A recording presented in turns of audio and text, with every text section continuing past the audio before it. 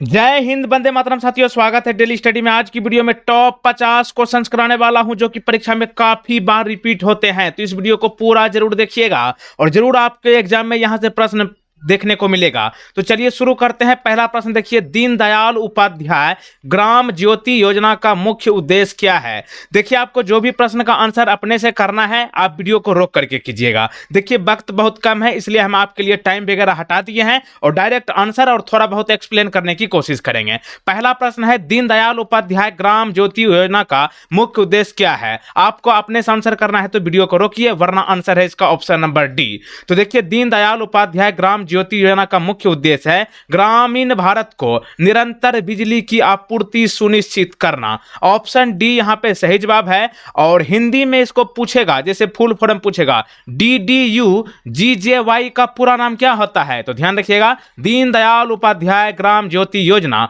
और ये जो है लॉन्च किया गया है भारत के प्राइम मिनिस्टर नरेंद्र मोदी जी द्वारा। कहां पर? बिहार की राजधानी पटना में, इसलिए इंपॉर्टेंट है। अगला देखिएगा, क्वेश्चन नंबर 2, भारत किस वर्ष में एक गणराज्य बना था। भारत की बात करें गणराज्य, ये 1950 में बन गया था। तो ऑप्शन नंबर बी यहां पे सही जवाब है। जैसा कि आप लोग जानते हैं, एक स्वतंत्रता दिवस मनाया जाता है और एक गणतंत्र दिवस मनाया जाता है। स्वतंत्र मतलब हुआ आजादी, गणतंत्र मतलब हुआ कानून लागू होना। तो भारत में यही पूछा जा रहा है कि कानून पूरी तरीके से कब लागू हुआ है। तो आप भली भांति जानते हैं कि 26 जनवरी को हम लोग गणतंत्र दिवस मनाते हैं। तो यहां पे 26 जनवरी 1950 भी रहता तो सही जवाब है। तो यहां पे 1950 है। तो ऑप्शन बी के साथ आप लोग जाइए। तो देखिए, भारतीय संविधान 26 नवंबर 1949 को अस्तित्व में आया था, यानी कि 26 नवंबर 1949 को संविधान थोड़ा सा लागू किया गया था ट्रायल वर्जन के रूप में, लेकिन 2 महीने के लिए यह ट्रायल हुआ था। लेकिन 26 जनवरी 1950 को पूरी तरीके से संविधान को लागू किया गया। इसलिए यहां पे अगर आपसे ये पूछा जाए ना कि संविधान दिवस कब मनाया जाता है, तब आंसर कीजिएगा 26 नवंबर, क्योंकि इसी दिन तो संविधान लागू हो गया था। लेकिन पूरी तरीके से 26 जनवरी 1950 को भारत एक गणराज्य बन गया था और इस दिन भारत की संविधान लागू हुआ था और भारत सरकार अधिनियम 1935 को बदला गया था, जिसने भारत को एक गणतंत्र बना दिया था। अगला देखिएगा, क्वेश्चन नंबर नेक्स्ट, कलिंग युद्ध के बाद इनमें से किस राजा ने बौद्ध धर्म ग्रहण किया था। तो यहां पे सही जवाब है ऑप्शन नंबर सी, अशोक। तो देखिए, यहां पे आपको ध्यान रखना है, डायरेक्ट पूछेगा कि कलिंग युद्ध जो है किन 2 राजाओं के बीच हुआ था। मौर्य सम्राट अशोक महान और कलिंग राज्य के बीच लड़ा गया था। और इसमें जो है आपको यह ध्यान रखना है कि कलिंग युद्ध के बाद जो है अशोक ने बौद्ध धर्म को अपनाया था। तो ऑप्शन सी यहां पे सही है। लेकिन आपसे पूछा जाएगा कि अशोक के कौन से शिलालेख में कलिंग युद्ध का वर्णन किया गया है। तो ध्यान रखिएगा, 13वां शिलालेख। देखिए, टाइम हम इसी वजह से हटा है ताकि आपको थोड़ा बहुत एक्सप्लेन कर सके। देखिए भाई साहब, इसमें आपको बता दें कि मेहनत बहुत ज्यादा लगता है, एक्सप्लेन करना, क्वेश्चन टाइप करना, ये सब आप समझ सकते हैं। तो चलिए वो सब छोड़ दीजिए, आप समझदार हो। यहाँ पे पहला, उसके बाद चौथा नंबर प्रश्न देखिए, इनमें से कौन से कथन सत्य है। आपको ज्यादा टाइम चाहिए तो आप वीडियो को रोकिए और पढ़िए। इनमें से कथन की बात करें तो यहाँ पे अरब सागर जो है भारत के दक्षिण पश्चिम में स्थित है, तो ये सही है। बाकी के सभी ऑप्शन गलत है। तो यहाँ पे सही पूछा गया था, तो ऑप्शन सी यहाँ पे सही जवाब हो गया। अगला देखिएगा, आर्थिक सर्वेक्षण किसके द्वारा प्रकाशित किया जाता है। आर्थिक सर्वेक्षण समझते हैं ना, पैसा कौड़ी के बारे में पूछा जा रहा है। तो ये वित्त मंत्रालय द्वारा जो है प्रकाशित किया जाता है। तो ऑप्शन सी यहाँ पे बिल्कुल सही है। अगला देखिएगा, क्वेश्चन नंबर नेक्स्ट, इम्बेक्स। ये जो इम्बेक्स है एक अभ्यास है, संयुक्त अभ्यास, लड़ाई झगड़ा वाला, समझ रहे हैं ना।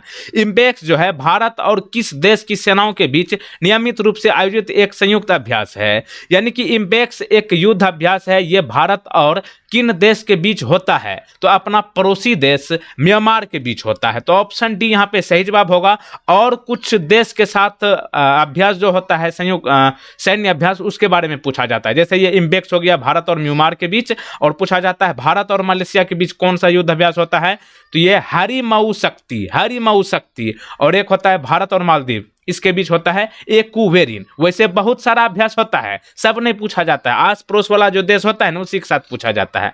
अगला देखिएगा, इनमें से कौन सा भारत के संविधान द्वारा प्रस्तावित एक मौलिक अधिकार नहीं है। देखिए यहाँ पे ऑप्शन में क्वेश्चन ए में है नहीं है, तो नहीं वाला को देखिए, इनमें से संविधान द्वारा जो है एक मौलिक अधिकार कौन नहीं है। तो संपत्ति का अधिकार जो है मौलिक अधिकार नहीं है। ये बेसिकली जो है संपत्ति का अधिकार कानूनी अधिकार है, ठीक ना।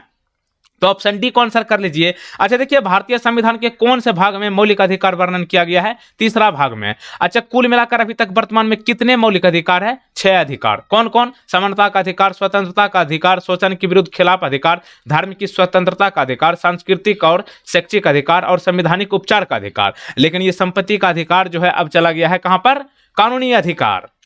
अगला देखिए, अल्प वर्षा शब्द का क्या अर्थ होता है? यानी कि अल्प वर्षा शब्द के बारे में आपसे पूछा गया है। इसका मतलब होता है कम वर्षा होना। अल्प मतलब क्या होता है? कमी। तो कम वर्षा हो गया। अगला देखिएगा, कौन सा देश दुनिया में सबसे अधिक आबादी वाला है? मतलब इस दुनिया में जो देश है उनमें से सबसे ज्यादा किस देश में आबादी है? तो यही होगा चीन, कोरोना के पिता, तो चीन। और दूसरे नंबर पर अपना प्यारा हिंदुस्तान आता है। क्षेत्रफल के बारे में पूछा जाए तो रूस होगा, और भारत के स्थान क्षेत्रफल में 7वां है, और लेकिन जनसंख्या में दूसरा। क्षेत्रफल में सबसे बड़ा रूस है, लेकिन जनसंख्या में चाइना। अगला देखिएगा, कौन सा हमारे सौर मंडल का सबसे बड़ा ग्रह है? सौर मंडल में सबसे बड़ा ग्रह कौन है? तो ये हो जाएगा आपका बृहस्पति। ऑप्शन नंबर डी यहाँ पे सही जवाब है। अच्छा, आप बताइएगा कि टाइम ठीक था या फिर ऐसे ये ठीक है? मतलब टाइम जो ऐसे नहीं लगाते थे यहाँ पर 3, 4, 2, 5 ऐसे करके जो घटते जाता था, वो वाला ठीक था क्या ऐसे ये ठीक है? बताइएगा कमेंट में। अगला देखिएगा, पाणिनि कौन थे? पाणिनि के बारे में आपने कई बार पढ़े होंगे। ये जो है पाणिनि एक विद्वान थे जिन्होंने संस्कृत भाषा के लिए व्याकरण तैयार किया था। तो डायरेक्ट पूछेगा कि संस्कृत भाषा का जो व्याकरण है इसको कौन तैयार किया था? पाणिनि।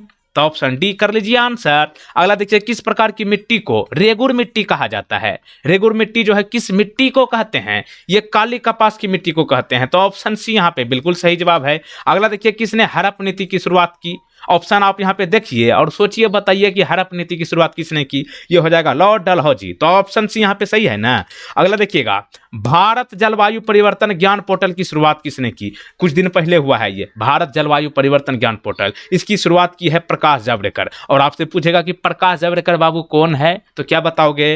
पर्यावरण, वन और जलवायु परिवर्तन मंत्री प्रकाश जावड़ेकर। और इन्होंने जो है भारत जलवायु परिवर्तन ज्ञान पोर्टल की शुरुआत की है। अच्छा, विश्व पर्यावरण दिवस कब मनाया जाता है? इससे याद आया, 5 जून को, याद रखिएगा। अगला देखिए, किस सिख गुरु ने धार्मिक प्रमुख को नामांकित करने की प्रथा को बंद कर दिया है?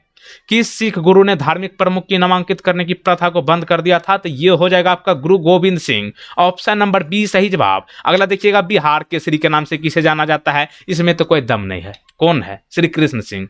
और श्री कृष्ण सिंह जो है इसी के नाम पर जो है बिहार में मुंगेर जिला में एक नया पुल जो बना है, नया ब्रिज, इसी के नाम पर रखा गया है। ठीक ना, इसको आप ध्यान रखिएगा। और मुंगेर को योग नगरी कहा जाता है बिहार का।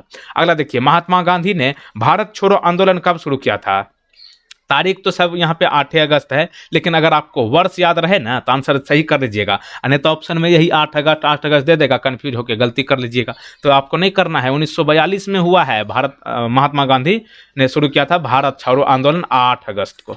अगला देखिए, ग्रामीण आवास योजनाओं के लाभार्थियों को किसके द्वारा सहायता राशि उपलब्ध कराई जाती है? यानी कि ग्रामीण आवास योजना में जो है ये जो मिलता है प्रधानमंत्री आवास योजना के तहत घर बनाने के लिए पैसा, ये राशि जो दी जाती है किसके द्वारा दिया जाता है? मतलब इसको कौन तैयार करता है कि हम गरीब को घर बनाने के लिए पैसा दें? तो ये होता है प्रत्यक्ष लाभ अंतरण के द्वारा, एक टीम होती है ये, ठीक है ना, इसी के द्वारा जो है ये दिया जाता है। अगला देखिए, नर्मदा नदी इनमें से किस स्थान से निकलती है? नर्मदा नदी के बारे में आपने कई बार मैंने आपको बताया है। ये गुजरात और मध्य प्रदेश का रेखा है, ठीक ना, स्वर्ण रेखा एक तरह से कह सकते हैं।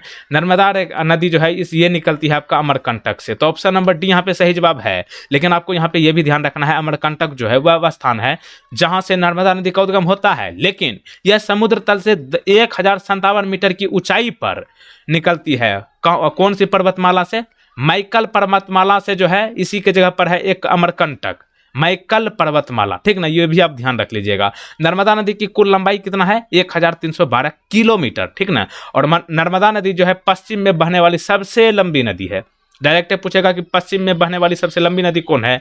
नर्मदा नदी। कहां से निकलती है? अमरकंटक से। अगला देखिए, इनमें से किस राज्य में भारत का सबसे बड़ा वन क्षेत्र है? वन समझ रहे हैं ना, जंगल झाड़। तो ये जो है आपका मध्य प्रदेश है। ऑप्शन नंबर सी। मध्य प्रदेश की राजधानी कहाँ है? भोपाल है। भोपाल में जो है ना अंडा बहुत ज़्यादा तैयार होता है, ठीक, मुर्गी वाला अंडा। सत्यशोधक समाज किसके द्वारा स्थापित किया गया था? सत्यशोधक समाज की बात करें, ये ज्योतिबा फुले के द्वारा स्थापित की गई थी। तो ऑप्शन बी यहाँ पे बिल्कुल सही जवाब है। सत्यशोधक समाज की स्थापना कब की गई थी? 1873 में। कहाँ में की गई थी? महाराष्ट्र में। महाराष्ट्र की राजधानी कहाँ है? मुंबई। मुंबई को भारत की आर्थिक राजधानी कहा जाता है, और मुंबई में तो जानवे करते हैं बहुत हेडक्वार्टर है रिजर्व बैंक ऑफ इंडिया का, बीसीसीआई का, ये सब हेडक्वार्टर कहाँ है? मुंबई में है। और यहाँ पे आप देख लीजिए सत्यशोधक समाज का उद्देश्य क्या है। तो यह है निचली जाति के लोगों के बीच शिक्षा का प्रसार करना और उन्हें उनके अधिकारों के प्रति जागरूक करना। ठीक, अगला देखिएगा, टिहरी बांध किस राज्य में स्थित है? टिहरी बांध की यहाँ पर बात हो रही है, ये है उत्तराखंड में। तो ऑप्शन बी यहाँ पे जितने लोग मेरे बाबू किया है सब के सब सही है, उत्तराखंड। ओके, तो देखिए भागीरथी और भीलंगना नदी के संगम पर बांध का निर्माण किया गया है। और टिहरी बांध का निर्माण कब हुआ था?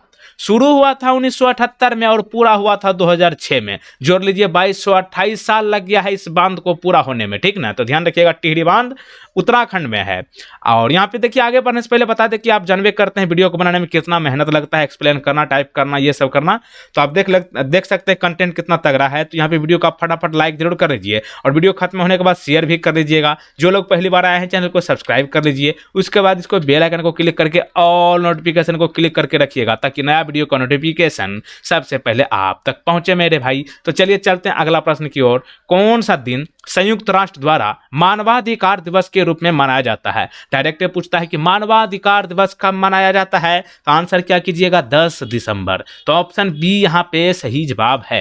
अगला देखिएगा, भारतीय संविधान का अनुच्छेद 21 के बारे में आपसे पूछा गया है कि संविधान का अनुच्छेद 21 आपको क्या करने की अनुमति देता है? तो यहाँ पे आंसर क्या कीजिएगा? जीवन का अधिकार, व्यक्तिगत स्वतंत्रता और निजता का अधिकार प्रदान करता है संविधान का अनुच्छेद 21। तो ऑप्शन डी यहाँ पे बिल्कुल सही जवाब है। अगला देखिए, भारतीय इतिहास में किस आंदोलन को स्वतंत्रता का पहला युद्ध कहा जाता है? स्वतंत्रता का पहला युद्ध मतलब आजादी की पहली लड़ाई वाला आंदोलन का नाम आपसे पूछा गया है बाबू। तो यहाँ पे सही जवाब है ऑप्शन नंबर ए, 1857 का विद्रोह। और 1857 का विद्रोह को सिपाही का भी विद्रोह कहा जाता है। अगला देखिए, भारत में निचली सदन किसको कहते हैं? लोकसभा को।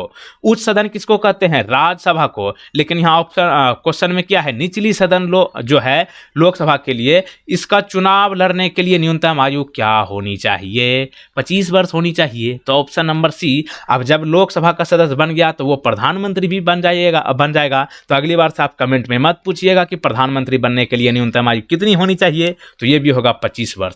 लेकिन राज्यसभा का सदस्य बनने के लिए न्यूनतम आयु कितनी होनी चाहिए? 30 वर्ष। राष्ट्रपति बनने के लिए न्यूनतम आयु कितनी होनी चाहिए? 35 वर्ष। ओके, और ग्राम वाला चुनाव जो होता है, मुखिया, पंच, सरपंच, ये सब चुनाव लड़ने के लिए न्यूनतम आयु 21 वर्ष।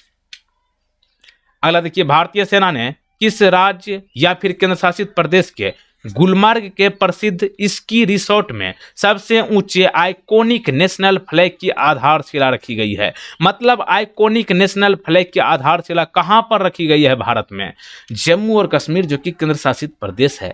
तो ऑप्शन बी को यहां पे राइट आंसर करके आगे बढ़िए।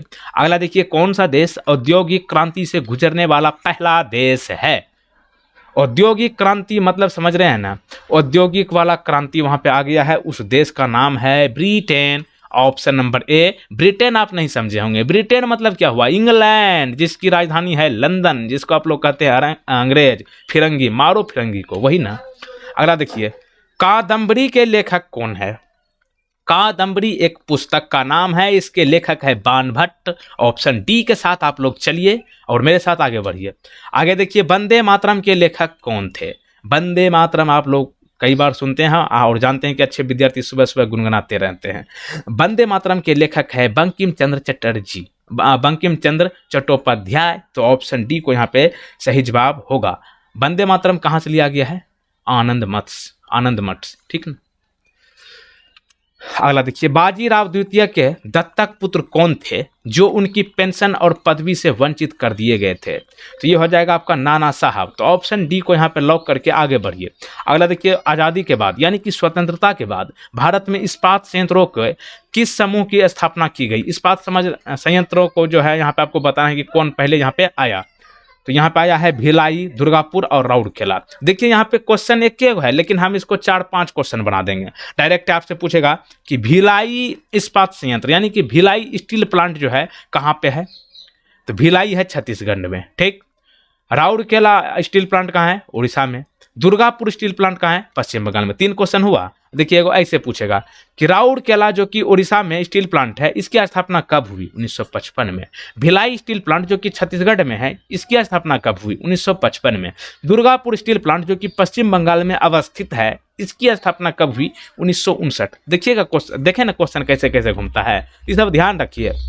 अगला देखिए, इतिहासकारों द्वारा प्रथम विश्व युद्ध को क्या नाम दिया गया था। प्रथम विश्व युद्ध जो हुआ था, इसको इतिहासकार ने महायुद्ध कहा है, ऑप्शन नंबर सी। और अभी आप देखवे किए होंगे, लगता है तीसरा विश्व युद्ध ना हो जाए, भगवान करे ऐसा ना होवे, दुनिया खत्म हो जाएगी। अब जानते हैं कि पहले वाला जमाना तो है नहीं, सबके पास परमाणु है, छोड़ देगा खत्म।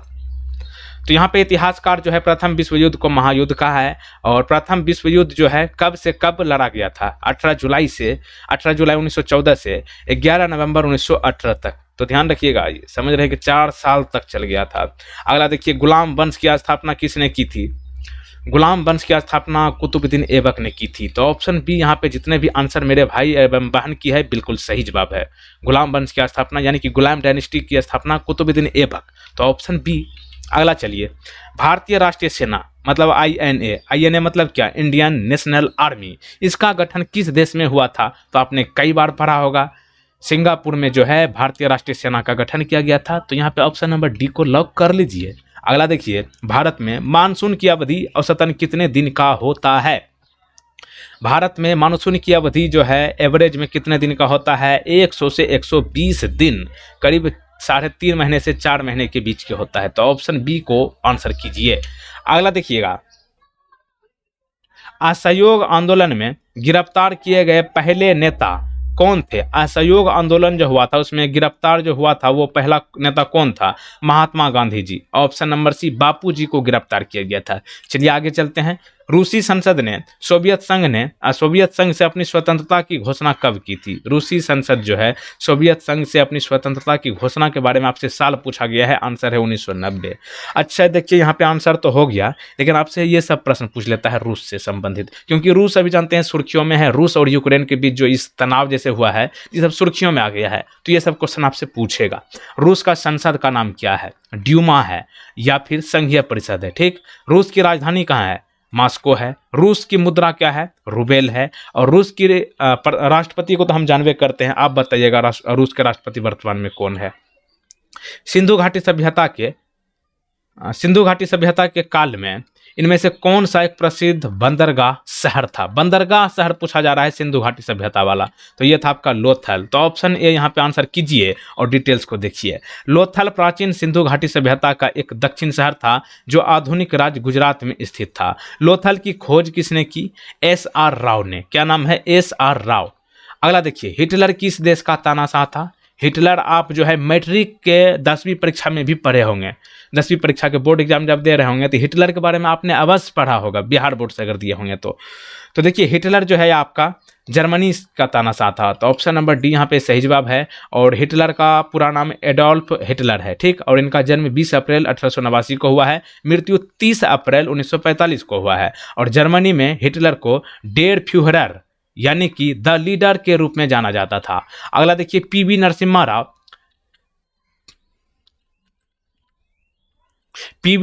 राव जो है भारत के कौन से नंबर के प्रधानमंत्री थे। तो ये जो है 9th नंबर के प्रधानमंत्री थे। तो ऑप्शन बी यहाँ पे सही जवाब कीजिए।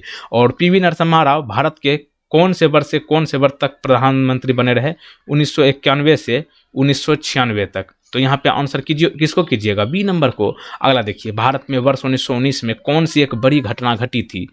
तो 1919 में आप लोग कितना इतिहास भी पढ़ लीजिएगा, 1919 को कोई नहीं भूलेगा। जितना भी थोड़ा भी कोई पढ़ेगा ना इतिहास तो उसको एकदम याद रहेगा। कौन वाला घटना हुआ था, जालियांवाला बाग नरसंहार। तो ऑप्शन बी को आंसर कीजिए। अच्छा, जालियांवाला बाग हत्याकांड कब हुआ था, 13 अप्रैल 1919 को। कहाँ हुआ था, अमृतसर में। अमृतसर कहाँ है, पंजाब में। कौन सी पूर्णिमा के दिन हुआ था, बैसाखी पूर्णिमा के दिन। अगला देखिए, वायुमंडल की परत जो रेडियो तरंगों को पृथ्वी पर वापस लाती है उसे क्या कहा जाता है।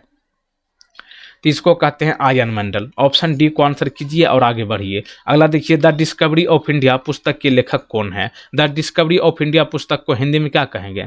भारत की खोज। अब याद आया कौन लिखे हैं? भारत के प्रथम प्रधानमंत्री जवाहरलाल नेहरू जी। आंसर सी यहाँ पे सही जवाब है। और एक बात आपको ध्यान रखना है, इतिहास में पहली बार हुआ था जब भारत के पहले प्रधानमंत्री जेल में रहते हुए इस बुक को लिखा है। यानी कि इतिहास में ऐसा पहली बार हुआ कि जेल में रहते हुए कोई प्रधानमंत्री जो है एक किताब को लिख डाला। उस समय जो है प्रधानमंत्री जी 1942 से 1945 यानी कि 3 साल के लिए करीब इन्होंने कारावास में था, और कारावास काटने के दौरान ही डिस्कवरी ऑफ इंडिया को लिखा है इन्होंने। अगला देखिए, बुद्ध ने अपना पहला उपदेश कहाँ दिया था? ये तो आप पढ़ के किए होंगे, ये सारनाथ में दिया था। ऑप्शन सी यहाँ पे सही जवाब है। अच्छा, बौद्ध धर्म के संस्थापक कौन है? गौतम बुद्ध है। गौतम बुद्ध का जन्म कहाँ है, कब हुआ था? 563 ईसा पूर्व में हुआ था, और पहला उपदेश दिया है सारनाथ। अगला देखिए, संयुक्त राष्ट्र संघ जिसको यूएनओ कहते हैं, यूएनओ मतलब यूनाइटेड नेशंस ऑर्गेनाइजेशन, इसका हेडक्वार्टर यानी कि मुख्यालय कहाँ है? न्यूयॉर्क में है। ऑप्शन सी यहाँ पे सही जवाब है। देखिए, आपको ध्यान रखना है, यूएनओ का पूरा नाम होता है यूनाइटेड नेशंस ऑर्गेनाइजेशन, हेडक्वार्टर है न्यूयॉर्क, और इसके वर्तमान में प्रेसिडेंट है यानी कि अध्यक्ष अब्दुल्ला शाहिद, हेडक्वार्टर न्यूयॉर्क, और ये है यूनाइटेड स्टेट में। और इसकी स्थापना कब हुई यूएनओ की? 1945 में। कहाँ पर? न्यूयॉर्क, यूनाइटेड स्टेट्स में। अगला देखिए, मार्ग जिसे अटल सुरंग के रूप में नाम दिया गया है, इधर जो है कुछ दिन पहले जो है इसका उद्घाटन हुआ है, नया नाम रखा गया है अटल सुरंग। अटल सुरंग जो है कौन से दर्रा से गुजरता है? तो ये गुजरता है रोहतांग दर्रा। Option number C. ये तो आप जान गए रोहतांग दर्रा। अब देखिए क्वेश्चन क्या क्या पूछेगा। प्रधानमंत्री नरेंद्र मोदी ने कहाँ के दर्रा में अटल सुरंग का उद्घाटन किया है? हिमाचल प्रदेश के रोहतांग दर्रा में। कब किया? 3 अक्टूबर को। और अटल सुरंग का समुद्र से कितना मीटर ऊंचाई पर है? 3000 मीटर पर। दुनिया की सबसे लंबी सड़क सुरंग कौन है? यही है अपना रोहतांग दर्रा में अटल सुरंग। अगला देखिए, भारत का अंतिम मुगल सम्राट कौन था? अंतिम मुगल सम्राट भारत की बात करें, बहादुर शाह द्वितीय। ऑप्शन नंबर ए यहाँ पे सही जवाब है। अगला देखिए, किस शासक को भारत का नेपोलियन कहा जाता है?